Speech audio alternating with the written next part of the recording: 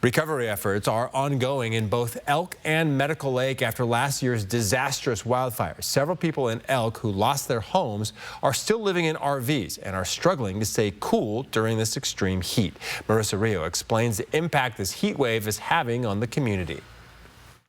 Oregon Road fire survivors just got through a difficult winter, and now they're trying to get through this extreme heat. Cheryl and her husband live in this RV behind me and are doing everything they can to stay cool. There are days I just want to give up.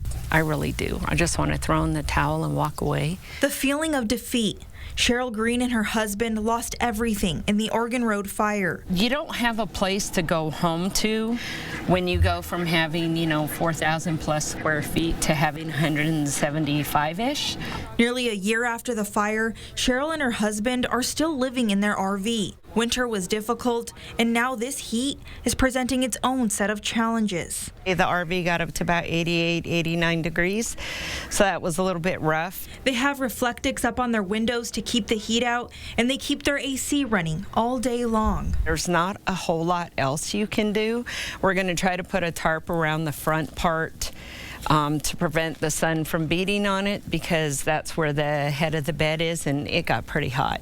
An organization that's been helping Oregon Road wildfire survivors said they delivered AC units to the community last week, but more are needed. We do have a need for probably 6 more portable AC units and also possibly some shade awnings, because when you think about it, all the trees that have burned, and so there's really minimal shade left on the properties where the fire was.